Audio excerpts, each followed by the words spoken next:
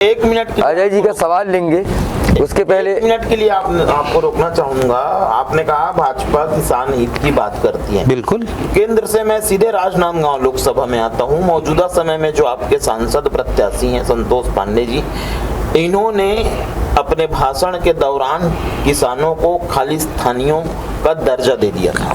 एकदम राइट बात बोले, किसानों को नहीं दिए, उस आंदोलन में सम्मिलित कुछ लोगों को खालिस्तानियों का दर्जा दिए। आप देख लीजिए उस समय का वीडियो, किसान कैसे पंजाब से जो किसान आए उन्होंने खालिस्तान को क्या पूरे किसानों को हमने कह दिया। लेकिन रविंद्र जी, वीडियो में कुछ लोगों का तो उल्लेख नहीं था। बिल्कुल था, उन्होंने कहा पूरे किसानों के लिए। देखिए कितना अंतर होता है सोच का और नीति का।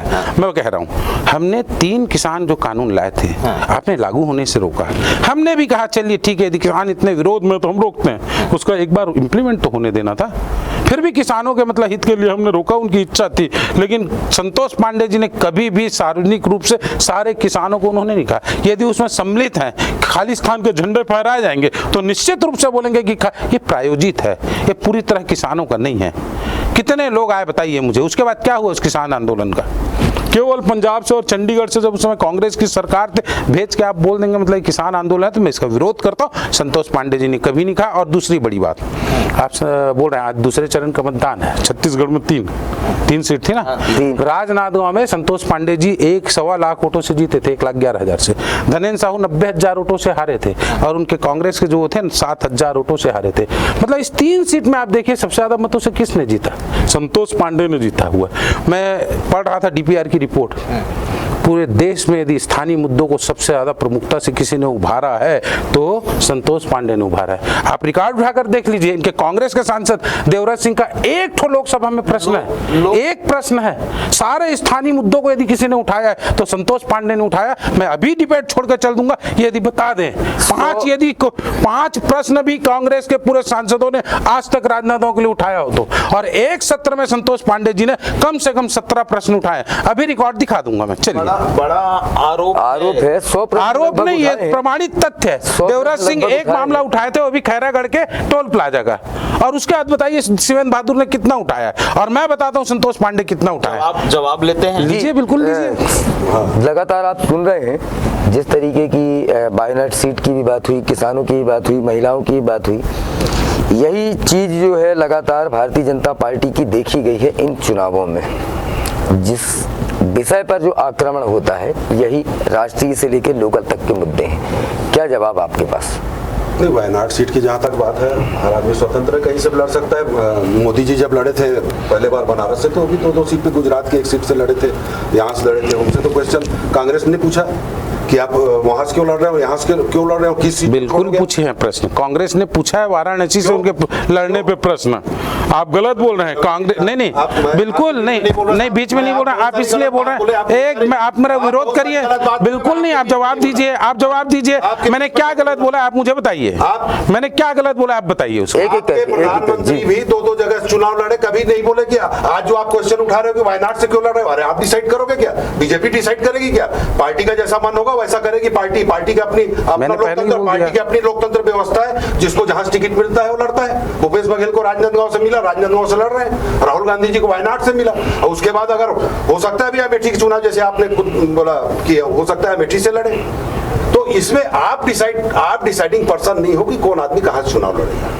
और जहां तक क्वेश्चन उठाने की बात है, कांग्रेस के समय में कांग्रेस को क्वेश्चन उठाने की जरूरत नहीं पड़ती थी। इतना मनमोहन सिंह की सरकार इतना देती थी कि किसी को क्वेश्चन करने की जरूरत नहीं पड़ती थी। और आप क्वेश्चन करते हो। आप रेलवे की स्थिति देखो, अरे संतोष पांडे जी को तो बोलना चाहिए, रोज लोकल ट्रेन आपकी कैंसिल होती है। कल भी हुई थी, 14 ट्रेनें कल कैंसिल हुई है। ये लोकल ट्रेन जो कैंसिल कर रहे हैं, और क्वेश्चन आप बोलते क्वेश्चन नहीं करते। अरे क्वेश्चन करने की आप जरूरत पड़ रही है, इसलिए आप क्वेश्चन कर रहे हो कि राजनांदगांव की स्थिति इतनी खराब होते जा रही है। आप एक चीज बताइए, आप बहुत हंस के मुस्कुरा के आपने सब बात बोल दी, जो ट्रेन रोज कैंसिल हो रही है, सोच रहे हैं आपको कैसी क्या स्थिति बनती है इसमें। एक 15,000 रुपया कमाने वाला आदमी 150 रुपया जाना और 150 रुपया आना प्लस वहां का खर्चा वो कैसे करता होगा? पहले कांग्रेस के समय में एमएसटी पास बना करता था, जिससे सब आदमी को गरीब, कांग्रेस की सरकार हमेशा गरीबों का काम की। ये तो अडानी के हैं, ये अंबानी के हैं, ये उनके हिसाब से नीति बनाते हैं। ये ट्रेन, जब आप ट्रेन कैंसिल होती तो आप एक मिनट जवाब लेंगे ना ट्रेन को लेकर, क्या जवाब है आपका? फिर वही कि ब्रॉडगेज का काम चल रहा है, नई पटरियां बन रही हैं, चौथी लाइन बन रही है। जवाब भी लेंगे आपसे, और ट्रेन से जुड़ा एक सवाल भी है जी। जवाब, पहले जवाब मैं 2 जवाब दूंगा इनका। हाँ जी, ट्रेन से भी दूंगा और अडानी के बारे में भी बोलूंगा। हाँ जी। अभी कुछ समय पहले ना जितना अडानी करते हैं, वो राहुल गांधी उनके घर में चाय पीने गए थे, कर्नाटक गए थे, इतना फिर इतना ही विरोध करते हैं, उसके घर में क्यों जाते हैं? फिर क्या तकलीफ है आपको चाय पीने? फिर क्यों जाते हैं? अडानी की बात करते हैं तो आप उसके घर में क्यों जाते हैं? यही मैं कह रहा हूँ, आप मुद्दे की बात करिए, आप व्यक्तिगत क्या होते हैं? कोई चाय पीने नहीं आता, आप अडानी के नीतियों का विरोध करते हो और उसके घर में चाय पीने जाते हो। ये दोहरा चरित्र कांग्रेस का हो सकता है, भाजपा का नहीं हो सकता। अब सुन लीजिए, अब सुनिए, अब आप सुनिए, मैं आपको ट्रेन का जवाब देता हूं, सुन लीजिए। डोंगरगढ़ से कटघोरा रेलवे लाइन की घोषणा हुई आजादी के बाद। राजनांदगांव में पहली बार डोंगरगढ़ बिलासपुर तक रेलवे लाइन की घोषणा हुई, जो खैरागढ़, छुईखदान, मुंगेली, पंडरिया, कंवरधा होते जाता। कभी नहीं हुआ था।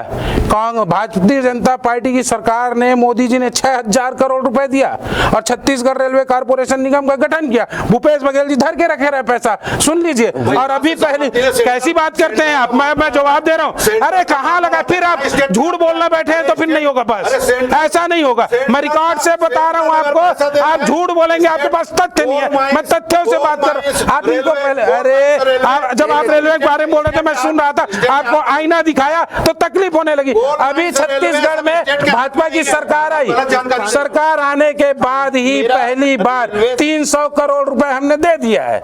ये क्यों 5 साल तक नहीं दिए? अरे हमारे है आपके रिकॉर्ड उठा के देखिए। आप झूठ बोलेंगे, आप तथ्यों को नकार रहे हैं, इसका मतलब है आपके पास जवाब नहीं है। आपके पास जवाब नहीं है, आप जवाब दे नहीं सकते, आप मेरी बात नहीं कर। अरे मैं